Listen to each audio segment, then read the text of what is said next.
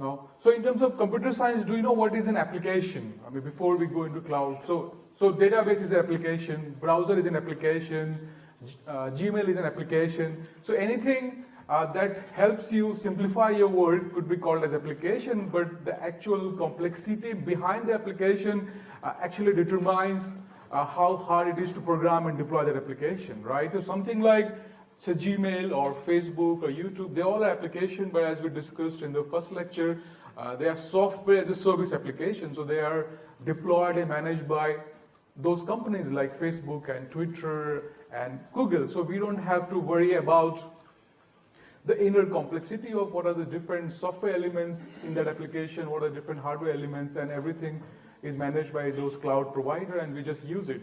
However, just think of a scenario that if you have to build your own YouTube or your own Twitter. So in that case, what is the complexity of selecting the software resources, selecting the hardware resources, selecting which virtualization you want to use, and writing those algorithms for the selection of the hardware configuration, software configuration. How do you benchmark the performance of those software components on different cloud data center? How you monitor the performance at runtime, and then if something goes wrong, how do you reconfigure? So you see there are so many things that goes around actually engineering application and being able to deploy that on public cloud and being able to manage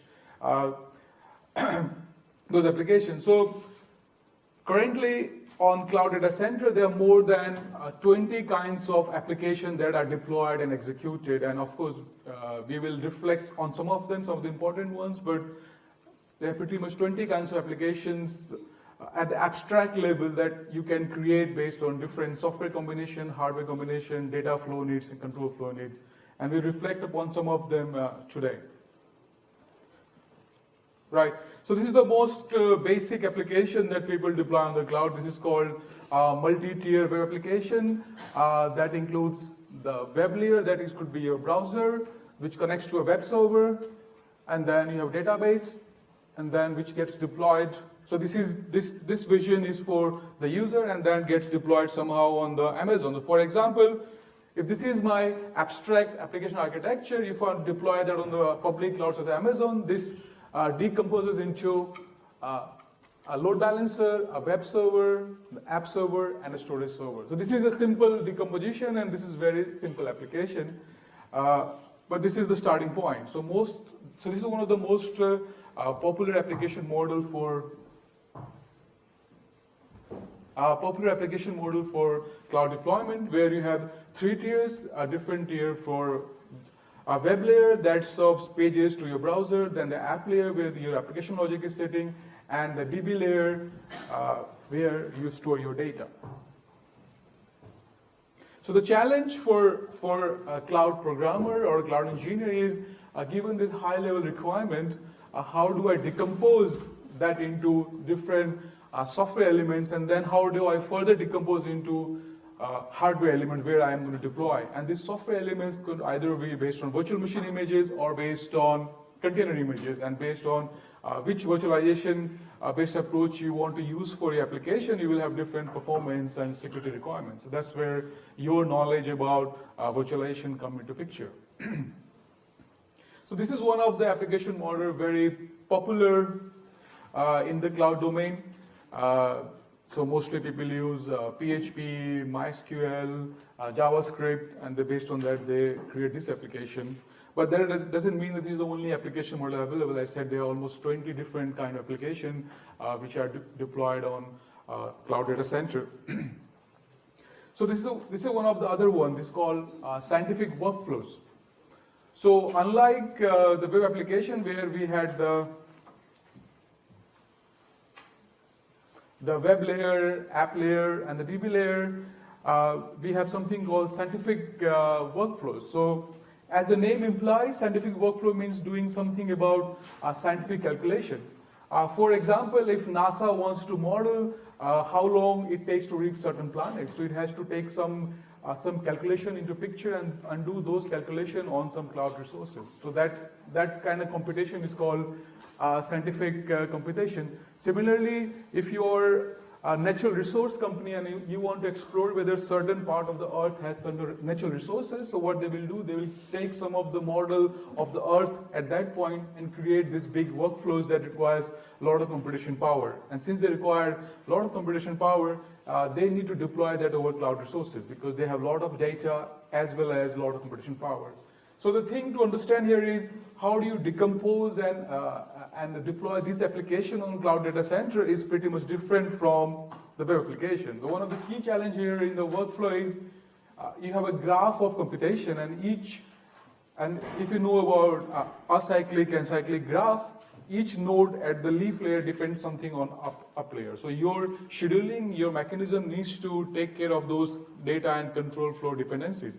Like for example, so in this picture, before this task can start executing, it needs data from this task. Before this task can start executing, it needs data from this task. So if you write a runtime system to manage this kind of application on the cloud, you have to take care of that control and data flow dependencies. That's one of the characteristics of scientific workflows different from a web application. Other is, these all deal with massive amounts of data. So each of them then have maybe terabytes of data as an input where they need to process and then move to next step. Again, if you have a lot of data, then you need to somehow program your application in such a way that it can use the network in an optimal way as well. So what the point I'm trying to make here is, based on what application you have, the way you program and deploy on the public private clouds is different. You need a different set of algorithms and different set of optimization that you need to do across the deployment lifecycle. Okay, what are the deployment lifecycle? We will see later in the afternoon. But each application has its own challenge. And it requires you to program your application level orchestration as well as the infrastructure level orchestration in some specific way. And there's not same framework that you can use to manage all different kind of applications. For example, if I write a cloud runtime to manage a web application, we cannot use the same runtime to manage scientific application because the data flow needs, the control flow needs, the data provisioning needs across the applications are different. Similarly, the other application which is very popular in industry is called batch processing. It's called MapReduce for Hadoop. So we will be reflecting more upon the MapReduce programming model in the last lecture, but this is the other application that is very popular in industry where, for example, some bank, if they want to do some fraud detection over transaction, what they do at the end of the day, they collect all the transactions, feed into their MapReduce cluster, and based on some analytics, they can find out certain transaction doesn't look right. So those bank logs may be terabytes based on how big is the log. So the way you program those applications is very different from web applications. So there is no user layer in this application. It's all about analytics. So this is called analytics application, and you have to program this application in the MapReduce way. Okay, what is the MapReduce way is the focus of the last lecture. What is the programming primitive? So that we will discuss that. But the thing to reflect here is the way we program this one is different from scientific workflows or the web application. And mostly all the people who want to program batch processing application, they use something called Apache Hadoop.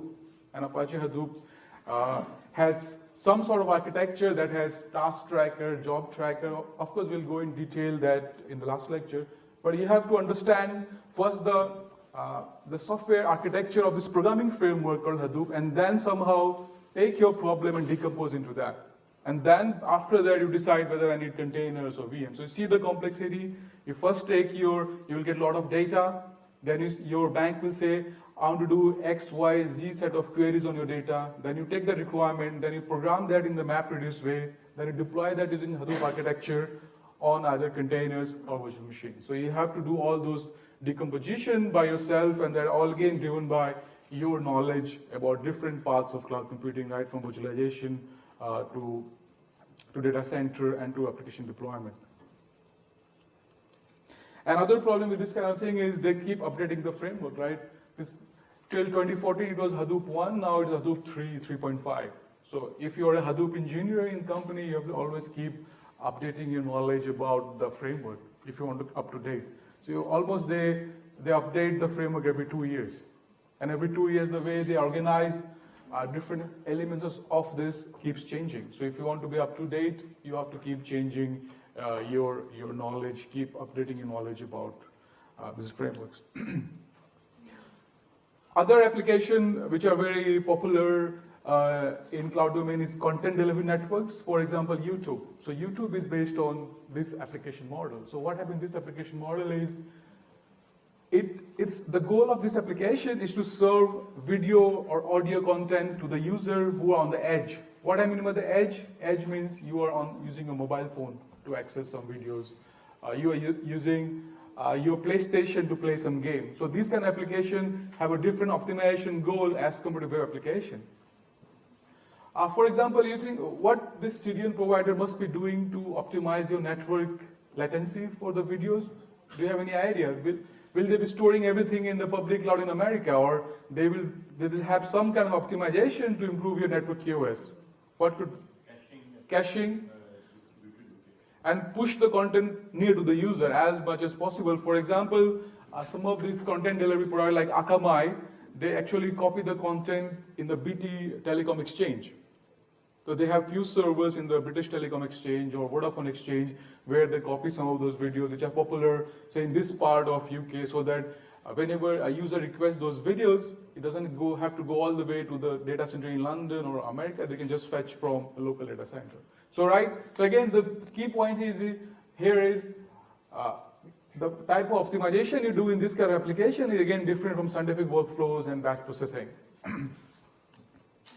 Similarly, if you look at the gaming application, this also has different optimization as compared to scientific workflows. So here you are not dealing with processing big analytical queries. Here what you're dealing with is improving the gaming experience for the user. For example, whenever someone clicks some avatar or icon in the game, you should give him milli or microseconds delay to them. So here the network optimization is very different, and to speed up the game, instead of using simple multi-core computers, they use the GPUs to speed up the image rendering and those kind of things. So again, if you're a gaming engineer working on the cloud, you need to do different kind of optimization in terms of quality of service, right? And you need to use different software component as part of your application.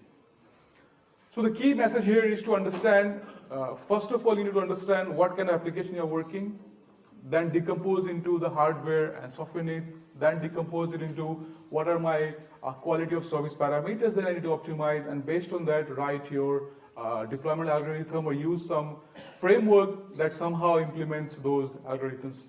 However, most of the frameworks that helps you deploy, manage application on cloud are very basic, very abstract. They don't have those automation that you need. So as an engineer, based on what application you are deploying on the cloud, you have to write your own optimization algorithms. That's where a lot of work and a lot of jobs are in the cloud market, being able to automate and manage this application based on their QoS needs, because most of the open source or even licensed framework available are very abstract. They don't optimize at the level application that is required across those things. Right. So how many of you have heard about monolithic applications, monolithic web application? You want to explain what could be that? It's like a large application where all the functionalities is not separated out into different modules and components. Yeah, it's very good. So monolithic means just one solid thing. For example, if you create a Java web application in Eclipse, you can create one WAR file, this web application archive that has all the logic for the HTTP server, logic for the app server, and then connected to the DB server. There's one large piece of code that has to be always deployed together, and if you want to update any part of that logic, you have to debug across each of the component, and it becomes really, because a single unit it becomes very difficult to update as well as difficult to scale. So why do you think it would be difficult to update a monolithic piece of code? Because they are so dependent on each other. If you change certain function in certain other package, it will affect the other packages, and then one update can lead to other bugs and other problems. So this was the traditional way to build cloud application like almost 10, 12 years ago. And as I said, it is difficult to scale. It takes a long time to add new features, because if you add one new feature in one package, that reflects upon the other packages, and you may create a lot of bugs. Even also doing unit testing is difficult, because unit testing has to reflect across all the dependencies. So, and all the modules in that monolithic application are highly coupled. So the key is in terms of cloud engineering is how do we decouple the modules? How do we create smaller unit of computation in your application so that debugging, upgrading, and scaling could become easier? So that's one of the philosophy for designing and deploying cloud applications. So any idea how can we do that? How can we break this monolithic application into smaller units so that it becomes easy to debug, easy to upgrade, easy to scale? So you have a big piece of code, like you in your Eclipse, and then it has too many modules coupled together. We want some methodology so that we can break those modules into independent components so that it becomes easy to deploy, easy to manage. So maybe you can make small microservices out of your modules. Instead of having one whole module, you just try to think, how can I divide this coupled modules into independent microservices and then deploy them into separate containers? So if you are able to do that, then your debugging as well as scaling becomes easy. Having said that, how you create the small microservices out of coupled modules given is based on what is your code. There is no way to say there's one methodology that can take this, your big piece of code as input and create microservices. So again, this is based on your experience, how well you understand your code, how well you understand the control area for dependency in your code, and then how well you are able to break a monolithic application into microservice application. Again, this is more, for a cloud programmer, it's a way of thinking rather than a methodology. So more experience you gain in container technologies, in large-scale application deployment environment, more agile you will get as compared to breaking your big piece of code into smaller units.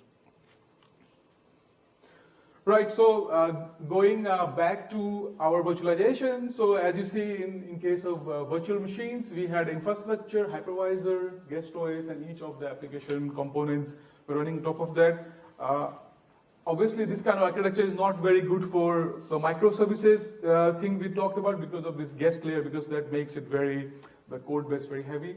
So normally the microservice architecture are based on containers where there is no operating system in the app component, and each of these are the monolithic, a small piece of code that can exist independently of the other code, unlike the big monolithic application we saw here.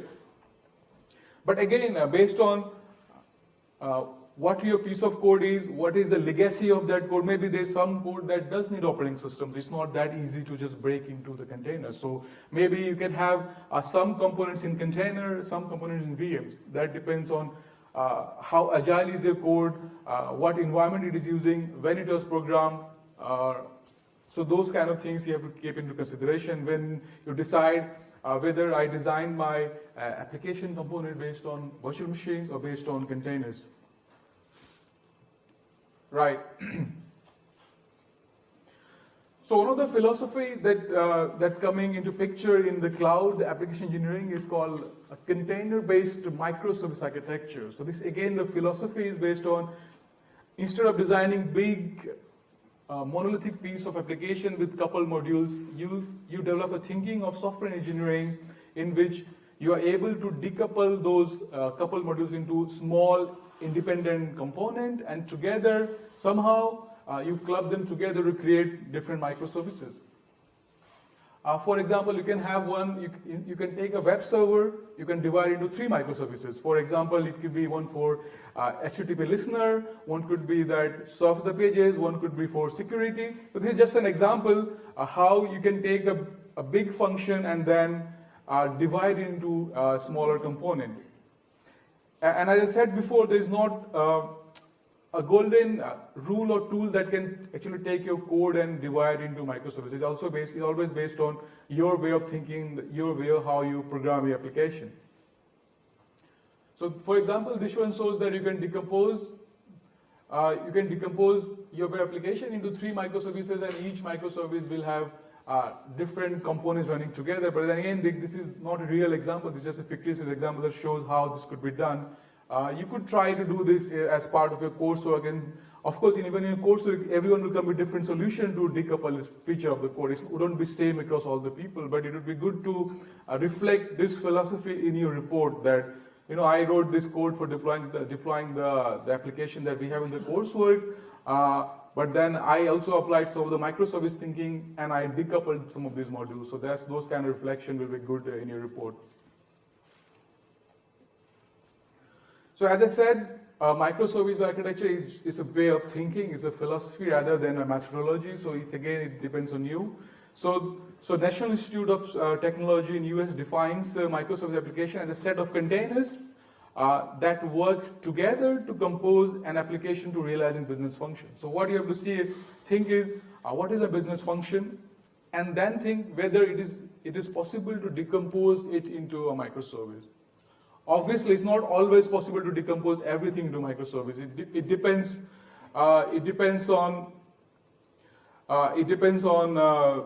your application. If you see an example on the right-hand side, like if you have online e-commerce company, so you can always have the orders, product listing, and the payment as part of the same app logic module.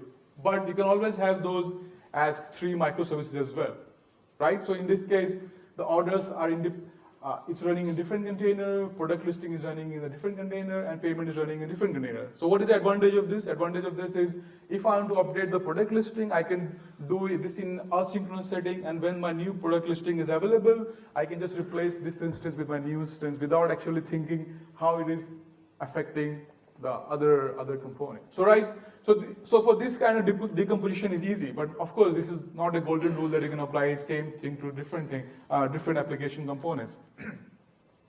So the key to microservice application is each component are independently replaceable and upgradable. So you can replace and upgrade each of the software components on its own. So it's like a self-contained computation unit. So that's the key. So whenever you try to decompose the application into microservices, first question to ask yourself whether each of the elements are self-contained on its own, whether they can replace and upgrade without affecting the features of the other. If yes, it gives you a feature to upgrade one element independent of the other element without thinking how upgrading one of the container is going to change the service of the other container. So this gives you an asynchronous way of programming, which is not possible in the big module where every component has, if they are part of the same code base, you have to always think how the dependency is going on there. So here it will be much easier to, and since each of the components are independent, they can scale independently. In fact, since they're independent, they can even run in different data centers based on the cost and based on your security needs, based on replication needs. So this also gives you a lot of advantages from that perspective as well. It also gives you ability to do decentralized governance and data management across each of the components. You don't have to have one centralized place where all this management needs to happen.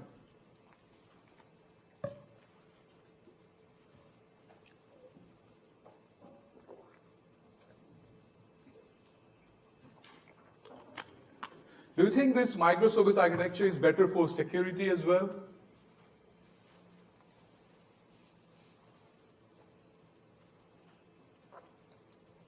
Yes or no? So as compared to monolithic web application where everything is one code base, one monolithic, this microservice architecture is better for security. Do you agree with that? If yes, can you think of a few reasons why this kind of cloud engineering approach is better for the security perspective? Because there are many connections, so there are many weaknesses in systems. Right. Yeah. Yep.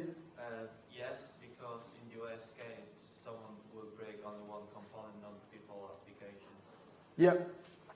So actually, as you break your components, you get a bigger attack surface. So if someone wants to attack you, it won't attack the whole application as a whole. If you attack one by one, it will be easy for you to fix that kind of security attack than everyone just hacking one VM or maybe one container where everything is running. For example, someone hacks your product listing. What you can do, you can just kill that instance and start a new product listing. So if everything is running together, then the whole application is down. So from security perspective, this kind of architecture gives you more time to react, and also the fix will be easier in this kind of architecture as compared to the monolithic application. And obviously, one of the things we always discussed in cloud is scalability and elasticity. Just imagine that if these all things running inside one VM, and actually what is happening here is people are just searching for the product, but they're not ordering or paying for anything. But if they're running in the one VM, I have to scale all three at the same time without actually needing that, right? But if you're running on the microservice container architecture, I don't need to scale orders and payment. I just scale this component because they are just looking for the product. They're not actually ordering and paying. So this will this will also gives you benefit in terms of how do you exploit the scalability and elasticity feature of the cloud providers. So these all things also link to how cloud computing works as well. Obviously, that wouldn't matter that much on your own infrastructure, but still, in terms of automation, this is much better as compared to the monolithic way to program application.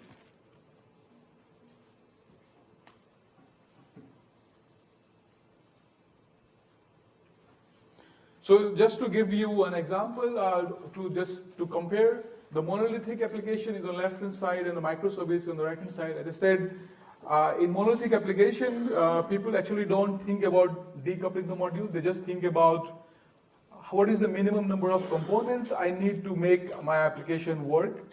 And as I said, within one app, one VM, there could be multiple components running together, like a couple modules, and the scaling becomes difficult, also expensive. Scalability also is difficult because you scale the whole bundle. As compared to that, in the microservice philosophy, they try to decompose each application module into as many small components as possible as microservices, and then they deploy them in an independent manner. So in that way, scaling as well as security, upgrade, maintenance, testing becomes easier and completely decoupled. So if you know about DevOps philosophy of coding and deploying, managing as a one continuous cycle, DevOps has been made possible by the microservice architecture, because without that, you cannot have the development team and integration team and the deployment team as part of the same cycle. So before DevOps become popular in IT industry, the first was emergence of microservices, because using microservice architecture, DevOps can be realized in much more agile way because of this decomposition power that it gives you to your application. Right. So again, similar to microservice, DevOps is again a philosophy, is a way of thinking other than methodology. So mostly DevOps philosophy is based on how do we automate the whole application life cycle of building, testing, and releasing the faster and more reliable way. And something like a microservice architecture will help in turbocharging the DevOps, because you can do the build, test, and release of different components in an independent way without breaking your application. So this microservice architecture enables the continuous integration and testing deployment of DevOps-based application. And of course, to do that, there are many frameworks that you can work with, like Jenkins and even Chef, Juju. There are many software frameworks that you can apply, and you can do some search around what are the frameworks that offer DevOps features. So the key notion behind DevOps is that the build team, the testing team, and the deployment team, they all work together as part of one team, which was not earlier possible when we are using the monolithic application. So if you do some search, in the old days, before microservice and DevOps, the web application companies used to upgrade their code every month or every 2 months when all these build, test, and release teams have done their work. But now if you look into Facebook that uses microservice, they make upgrade every day to their application components. Maybe they do more than 50 upgrades every day. And they could do that because they follow this microservice architecture. If they're not following that, they will take months before they release a new feature. So some of those companies who work on internet scale with millions and billions of users, they need to follow this philosophy so that they can add new feature to their application workflow on the per day basis, and they actually follow this DevOps practices to do that. Right, so how many of you have heard about infrastructure as a code?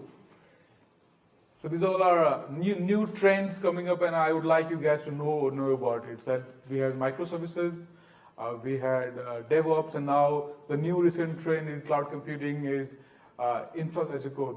So anyone try to give an example if you have worked on that? So you said you have heard about it. Well, I don't know how it works. Right. I can think, in that pocket. So infrastructure code basically means that the things that we're doing manually before on how do we interact with the hardware and deploy application, instead of doing those things manually, how do we automate it? So if you look at this script, this is saying that, okay, I want to deploy my web server instance on this Amazon virtual machine, instance type tdo.micro, and my key pair is this. So what this is saying that instead of doing this deploying your containers or VMs manually through the command line, you do it through some automation tool. So in that case, you don't have to deal about the API or the security feature of the hardware itself, how to interact with that. This is handled through the script, also through automation tool. So again, infrastructure code is more about automation rather than coding. So similar to this, if you look at Docker Compose, this is on the same level as infrastructure code, because in the Docker Compose you can specify what kind of container you need, what application you want need inside, what ports are open, what security features is needed inside.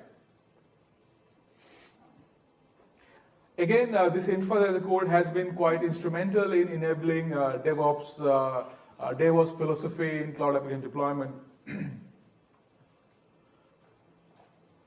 And if you really see this infrastructure code in practice, you should go to Amazon Web Services and try Amazon CloudFormation and see how you can use Amazon CloudFormation to specify your application decomposition as scripts, and then how it takes that input and automatically deploy and manage lifecycle. So this is very, very similar to what you're doing in Docker Compose. Of course, they're doing on your laptop on the container engine, but this can help you do that on the public cloud on Amazon. So you think in terms of our cloud stack, this software as a service, platform as a service, and the infrastructure as a service, where does this sit? Infrastructure as a code in that three-layer paradigm. So we had SAS, PaaS, and IaaS. Where is this guy sitting? IaaC, right? Infrastructure as a code. So where is this sitting in that? It's important to understand that. So like this microservices, DevOps, this one, where it's sitting in that three-layer stack? The bottom. Or between SaaS and PaaS. It's sitting between SaaS and PaaS. Because at the PaaS layer, you're getting all those container images and appliances, but these things are actually simplifying how do you deal with that. So it's more like a development environment that glues together the PaaS and the SaaS. So it's sitting in there. So it's important to understand. So most of the application engineering anyway happens at that layer between SaaS and PaaS. And cloud provider want to minimize your interaction with the hardware anyway. That's the thing they're giving you this kind of interfaces so that you don't worry about hardware programming that much, because that could be done through their framework. So this is the goal. They want to push you towards application while they want to manage everything about the hardware. This is the other thing, serverless computing. How many of you heard about serverless computing? You want to say what this could be? So computing without servers? Yeah, without application servers for maybe for short-living tasks. Short-living tasks. Anyone else? Yeah? Yeah, just use the AWS Lambda. AWS Lambda. Kind of like you write the sort of code in the online editor and just run it's still running on the server or container. So it's not like serverless computing, it's just that you don't have to care about the servers, right? So it's more like, as you said, you write your small computation function in their editor inside those cloud provider interface, and then those functions are automatically deployed on their servers. So this serverless computing again moving more towards the software as a service. So they are pushing more towards away from the actual hardware and software infrastructure, so instead of worrying about the bare metal or virtual machine and container, you just write your functions. And those functions, they break into those small microservices that they will automatically deploy inside containers or VMs on your behalf. So when you write those functions using, say, Amazon Lambda, you don't have to worry about where it is deployed, in which data center you deployed. It will just deploy, manage on its own. So you just worry about just your application logic, what you want to do, and then it will deploy on their own. But as he said, it doesn't work for all applications. It just works for small tasks. For example, you want to do video coding, decoding, you can use that. If you want to do video rendering, you can do that, right? If you want to do one big piece of calculation, you can write that as a function and they will do it. So it doesn't work for all kind of computation, but it does work for some simple task as well.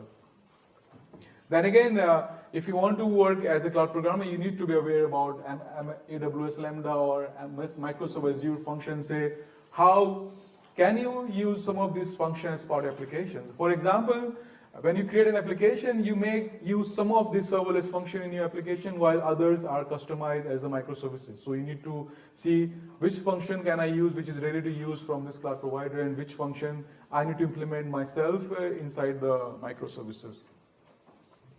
So the key idea here is the cloud provider wants you to have no concern about the infrastructure such as the bare metal servers or virtual machines or containers, and they just want you to focus on your application logic, which is described as a function. And the provisioning of hardware, execution environment, runtime scaling is all done by those function as a service provider. See, now there's a new layer, function as a service. Like infrastructure code, then function as a service. Again, it's between the SaaS and the PaaS layer where they're offering this kind of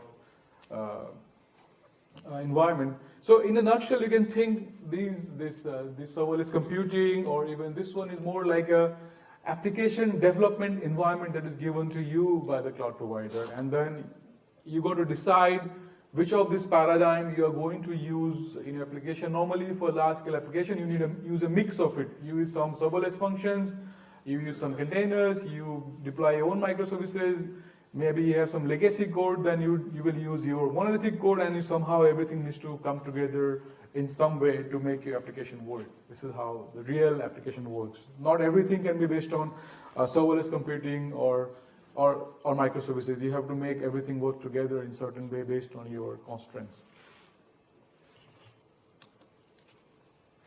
Right, so in this one we understood that the low-level thing about hardware provisioning, scaling, managing is done by the cloud provider, but obviously still you need to understand how it is to be done, because as I said, not all of your application logic can be programmed using serverless computing or the infrastructure as a code. You still need to know the low-level detail about how to manage, monitor, scale application in the cloud, how to make use of the dynamic, easy provisioning of the cloud environment, and how to decide which virtualization support I need for engineering my application. So that will be focus from now on.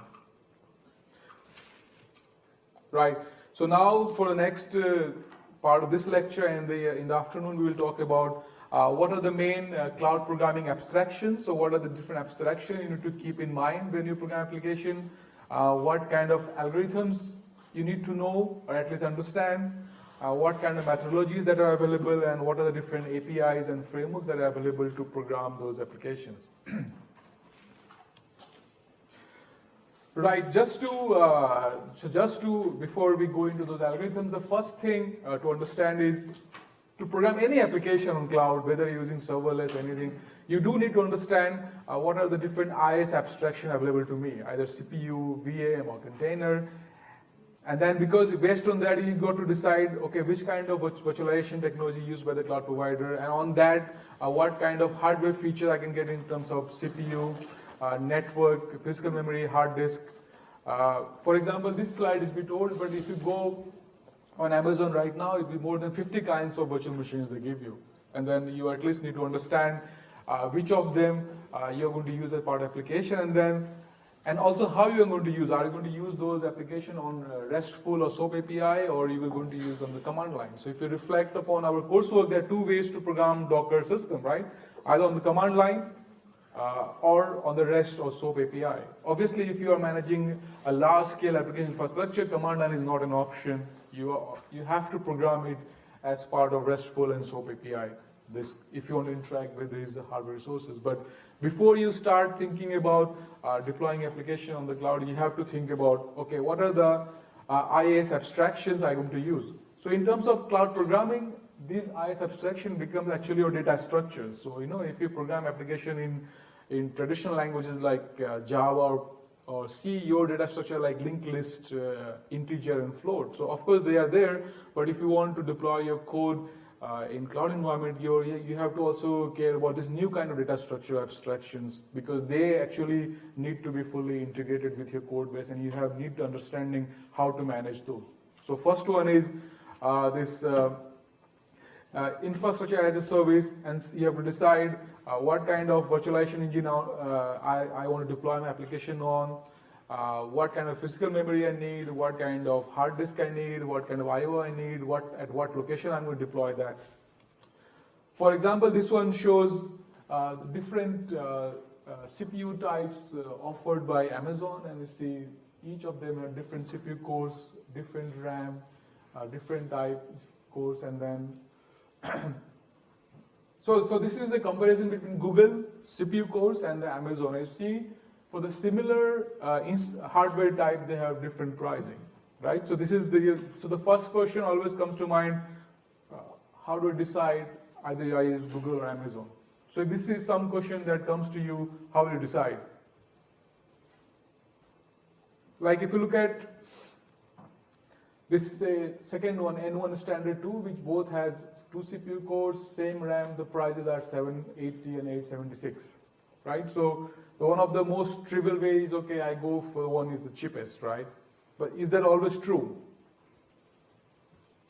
So of course, economics is one consideration, but what are other considerations when you want to decide whether I want to use Google or Amazon to deploy an application? What could be other consideration that you need to do? Yeah? Uptime. So most of them will promise you 99.99. But yeah, that is one of the considerations for you to decide whether I use Amazon or Google. What could be other thing? On the services, maybe AWS provides more. So how many tools, for example, Amazon, Google provide or will provide to simplify your application lifecycle management? For example, we saw Amazon has this Amazon Lambda for serverless computing. They had CloudFormation. So even not just cost is not one of the metric. How easy or how agile is it to manage my application on those clouds? That's one thing. What could be other thing? Performance. Different region coverage. So for example, you want to offer your services to users in Europe, and that data center provider may not have data center at that location, then even if it's cheaper, it's in America, because of network topology, you may not use it. So these are some of the consideration: the network QoS, the application QoS, the cloud economics, and the simplicity of programming. These are the kind of things that you have to take into consideration before you decide which of these virtual CPU core I'm going to use. So if you reflect upon that, it's not as simple as you're deploying your Docker container on your laptop, right? That is very simple decision to make. But if you deploy your application on a public cloud, they're so complicated, you have to consider all those implications. Then again, even if you choose, okay, they're saying that both are M3, the N1 Standard 2 and M3 Large are similar kind of instance with similar core and RAM, but when you benchmark it, the performance in terms of CPU performance, memory, and network could be different, because the way they manage their resources could be different. So before you make your actual decision, you got to benchmark those instances as well. Okay, how to do that, we will learn in the afternoon how to actually benchmark these instances, because that's also part of your selection methodology. Right? So quickly going through these virtual appliances, the next consideration, next data structure for your programming cloud application is, okay, what container images or what virtual machine images I'm going to use as part of my application. As I said, you can get those images as virtual appliances, which are pre-configured, self-contained unit of virtualization. You can get it from Amazon Marketplace, you can get it from RightScale, you can get it from Bitnami, you can get it from Docker Hub. Again, there's a decisions around which images I'm going to use. So you have to really understand as part of application, which are the images I'm going to use and from where I'm going to fetch those images. So again, this is some difficult question for you to resolve. So if you go around those repositories, there are like more than 100,000 images available, and not all of them solve your problem. So you got to again decide which images are there. And unfortunately, none of those images are based on microservice philosophy. So if you want to follow microservice one, you have to get the image somehow, you have to decouple your application logic to work around that. So these are some of the other challenges you face. But in a nutshell, you have to think about what are different virtual machine image or container image I need to program at the level of platform as a service. So this is one consideration. And the next is, as I said, across any application, you always have this issue of managing data, because there is no application that doesn't manage data. And even if you have some data in certain relational or non-relational format, you can always use a MySQL appliance or some MongoDB appliance. But what happens if you have a non-structured data, so like images and videos? Where do you store that? Notebook. What is that?